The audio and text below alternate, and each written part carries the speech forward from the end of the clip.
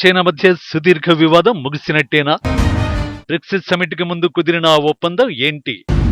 Bharat China ఒక్కటయ్యేందుకు ఇదే సరైన సమయమా?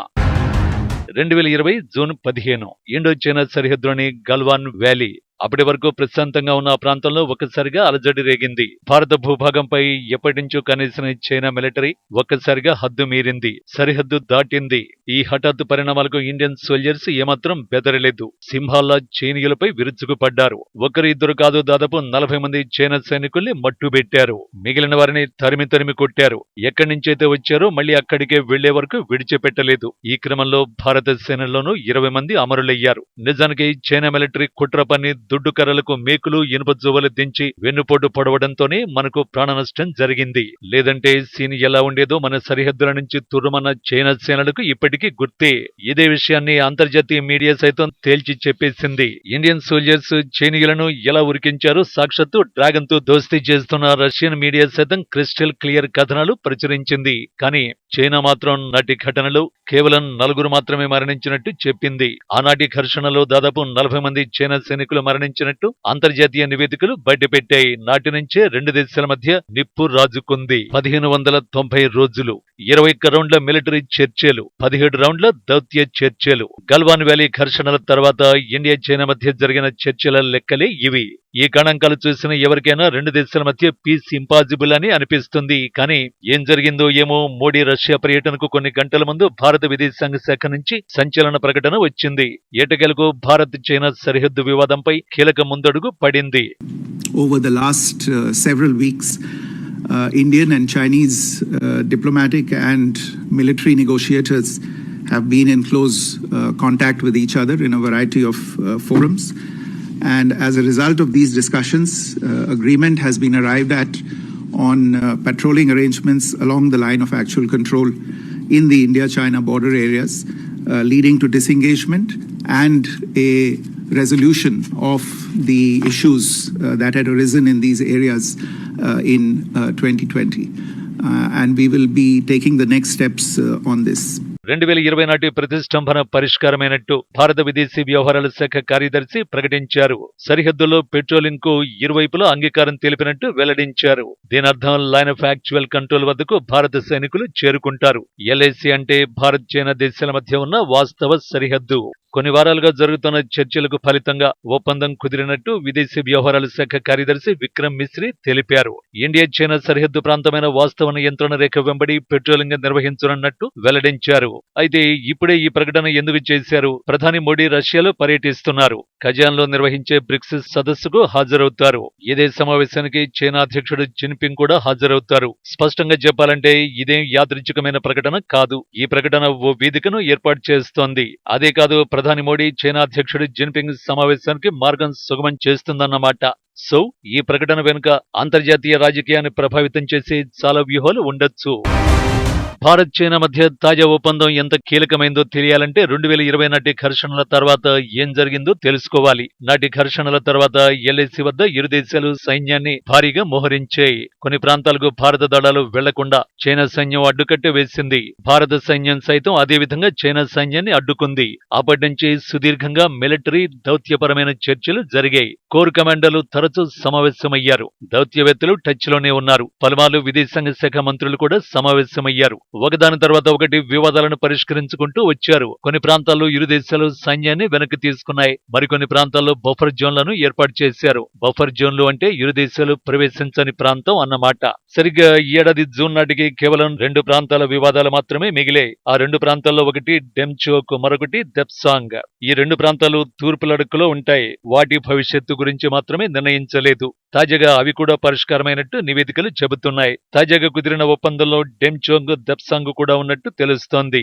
మరో మాటలో చెప్పాలంటే సంబంధాలు పునరుద్ధరించబడ్డాయి. సరిహద్దులో సైనికులు 2020 నాటి వివాదానికి ముందున్న స్థితికి చేరుకుంటారు. ఇదే మనల్ని పెట్రోలింగ్ వద్దకు తీసుకువెళ్తోంది. మరి తాజా ఒప్పందంతో ఇండియన్ ఆర్మీ గతంలో పెట్రోలింగ్ చేసిన ప్రాంతాలకు మళ్లీ వెళ్లగలుగుతుందా? 2020కి ముందు పరిస్థితులే తాజా ఒప్పందం తర్వాత ఉంటాయని విదేశాంగ మంత్రి జయశంకర్ నమ్ముతున్నారు. ఇది ఎంతో మెరుగైన పాజిటివ్ డీల్ గా ఆయన అభివర్ణించారు. భారత దళాలు తిరిగి 2020 వివాదానికి ముందున్నట్లుగానే పెట్రోలింగ్ చేయనున్నారని చెప్పారు. ఇది చాలా ఓపిక, పట్టుదలతో కూడిన దౌత్యంగా జయశంకర్ విశ్లేషించారు. నిజానికి ఇలాంటి ఒప్పందాలతో అనేక అంశాలు, ప్రయోజనాలు, ఆలోచనలకు దారితీస్తాయి. అవి ఏమిటనేది తెలియడానికి కొన్ని రోజులు పట్టే అవకాశం ఉంది. కానీ ఇందులో కీలకమైన అంశాలు మాత్రం రెండున్నాయి. ఒకటి, ఇరు దేశాల మధ్య సంబంధాల పునరుద్ధరణ వెనుక రాజకీయ సంకల్పం కనిపిస్తోంది. సరిహద్దు సమస్యను దీర్ఘకాలికంగా పొడిగించడానికి రెండు దేశాలు ఇష్టపడటం లేదు. సమస్యను పరిష్కరించుకుని ముందుకు సాగాలని ఇండియా, చైనా భావించాయి. బహుశా లాభదాయకమైన విషయాలపై ఇరు దేశాలు దృష్టి సారించే అవకాశం ఉంది. ఈ ఏడాది భారత ప్రభుత్వం కీలక సంకేతాలు ఇచ్చింది. చైనా ప్రత్యక్ష పెట్టుబడులకు భారత్ నేరుగా బహిరంగ పిలుపునిచ్చింది. ఇలాంటి పరిణామాలు బీజింగ్ కు ఎప్పుడూ సంతోషాన్ని ఇస్తాయి. ఇక రెండోది, ఈ ఒప్పందం కొన్ని నెలలుగా ఊపందుకుంది. జూలై మొదట్లోనే చైనా విదేశాంగ మంత్రి వాంగ్ యీని భారత విదేశీ వ్యవహారాల శాఖ మంత్రి జయశంకర్ కలిశారు. ఒక రకంగా తాజా ఒప్పందానికి అడుగులు పడింది అప్పుడే. ఆ తర్వాతే చైనాతో సంబంధాలపై జయశంకర్ నుంచి ఫస్ట్ టైం పాజిటివ్ రియాక్షన్ వచ్చింది. And the first step of that is what we call disengagement, which is that their troops go back to their normal operating bases and our troops go back to our normal operating bases, and where required we have an arrangement about patrolling, because both of us patrol regularly in that border, because as I said it's not a legally delineated border. Those negotiations are going on. We made some progress. I would say roughly you can say about 75% of the disengagement problems are sorted out. We still have some things to do. చైనాతో వివాదంపై New York లో జరిగిన Asia society policy institute లో జయశంకర్ ఆసక్తికర వ్యాఖ్యలు ఇవి. చైనాతో ఢిల్లీకి కష్టమైన చరిత్ర ఉందన్నారు. బీజింగ్ తో మనకు స్పష్టమైన ఒప్పందాలు ఉన్నప్పటికీ కోవిడ్ కాలంలో ఈ ఒప్పందాలు ఉల్లంఘిస్తూ చైనా పెద్ద సంఖ్యలో బలగాలను ఎల్ఐసికి తరలించడాన్ని మనం చూశామన్నారు. దీనివల్ల ప్రమాదం జరిగిందన్న జయశంకర్, దీంతో ఇరు దేశాల మధ్య సంబంధాలు దెబ్బతిన్నాయని పేర్కొన్నారు. ఇదే సమయంలో జెనీవాలో తన వ్యాఖ్యలపై వివరణ ఇచ్చారు. చైనాతో సరిహద్దు విషయంలో 75% పరిష్కరించిందని, తాను చెప్పింది కేవలం బలగాల ఉపసంహరణ మాత్రమేనని తెలిపారు. అయితే పెట్రోలింగ్ సమస్యలు కొన్ని పరిష్కరించాల్సి ఉందని, తదుపరి చర్చల్లో వీటిని ప్రస్తావించనున్నట్టు పేర్కొన్నారు. ఆ చర్చల ఫలితంగానే పెట్రోలింగ్ సమస్యలు కొలిక్కి వచ్చాయి. అయితే న్యూయార్క్ సమావేశంలో జయశంకర్ చేసిన సంచలన వ్యాఖ్య ఆసియా భవిష్యత్తుకు ఇండియా, చైనా సంబంధాలు కీలకమని చెప్పడం. రెండు దేశాల సంబంధాలు కేవలం ఆసియాలోనే కాకుండా యావత్ ప్రపంచాన్ని ప్రభావితం చేస్తాయని ఆయన చెప్పుకొచ్చారు. ఆసియా ప్రపంచాన్ని బహుళ ధ్రువంగా మార్చడానికి భారత్, చైనా మధ్య సంబంధాలే కీలకమని నొక్కి చెప్పారు. సరిహద్దు వివాదంలో చైనాపై ఎక్కువగా విమర్శలు మాత్రమే చేసే Jaishankar Asia society policy institute లో మాత్రం కలిసుంటే కలదు సుఖం అన్నట్టు సానుకూల వ్యాఖ్యలు చేయడం ఆసక్తికరమైన చర్చకు దారితీసింది. అసలు ఏ ఉద్దేశంతో జయశంకర్ ఈ వ్యాఖ్యలు చేసినట్టు, ఆ వ్యాఖ్యలకు సరిహద్దులో చైనా మన దారికి రావడానికి సంబంధం ఏంటి? India-China relationship is key to the future of Asia. In a way you can say, if the world is to be multipolar, Asia has to be multipolar. And therefore, this relationship will influence not just the future of Asia, but in that way, perhaps the future of the world as well. ఆసియాలో Bharat, China రెండు దిగ్గజాలు. ఈ రెండింటి సంయుక్త ఆర్థిక శక్తి 270 కోట్ల జనాభా ఆకలి తీర్చడానికి, సంతోషంగా ఉంచడానికి కాదు, అంతర్జాతీయ ఆర్థిక వ్యవస్థకు, వాణిజ్యాభివృద్ధికి కూడా అవసరమే. చైనా, భారత్ పరస్పరం ఒక దేశ ఎగుమతిదారులకు ఇంకో దేశం పెద్ద మార్కెట్. ఇవి రెండు అమెరికా, ఇతర పాశ్చాత్య దేశాలను ఆకర్షించే రెండు అతిపెద్ద మార్కెట్లు కూడా. ఆసియాలోని రెండు అతిపెద్ద ఆర్థిక వ్యవస్థలైన చైనా, భారత్ల వల్ల ప్రపంచ వాణిజ్యాభివృద్ధికి తోడ్పాటు అందుతోంది.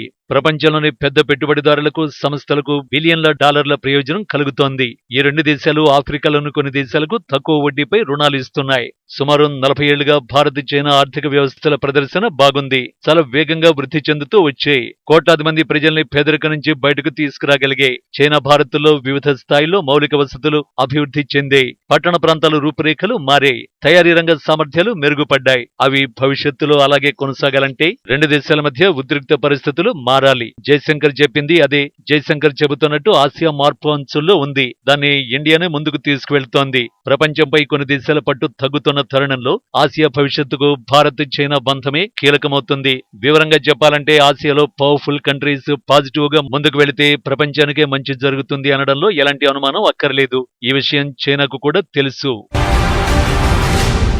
ఇక ఇప్పుడే చైనా పరిష్కారానికి ఎందుకు అంగీకరించింది? ఈ ప్రశ్నకే వస్తే డ్రాగన్ కంట్రీ చాలా ఒత్తిళ్లను ఎదుర్కొంటోంది. ఆ దేశ ఆర్థిక వృద్ధి భారీగా పతనమైంది. ఒకవేళ అమెరికా అధ్యక్షుడిగా ట్రంప్ ఎన్నికైతే చైనాపై భారీగా ఆంక్షలు విధించే అవకాశం ఉంది. అంటే పన్నుల యుద్ధం మొదలు కానుంది. అందుకే భారత్ను ఆకర్షించేందుకు చైనా తీవ్ర ప్రయత్నాలు చేస్తోంది. అంతేకాదు దక్షిణ చైనా సముద్రంలోనూ బీజింగ్ తీవ్ర ఉద్రిక్తతలకు కారణమవుతోంది. చైనీస్ నౌకలను ఫిలిప్పీన్స్ నేవీ తీవ్రంగా అడ్డుకుంటోంది. ఇదే సమయంలో తైవాన్ ఆక్రమణకు ఆ దేశం సిద్ధమవుతోంది. సింపుల్ గా చెప్పాలంటే దక్షిణ చైనా సముద్రంపైనే జిన్పింగ్ ఫోకస్ చేసినట్టు కనిపిస్తోంది. అలాంటప్పుడు హిమాలయాల్లో ప్రశాంత వాతావరణం ఉండాలి. ఒకవేళ ఇక్కడ కూడా ఉద్రిక్తతలు నెలకొంటే రెండు వైపులా ఘర్షణ పడటం డ్రాగన్ కంట్రీకి క్లిష్టంగా మారుతుంది.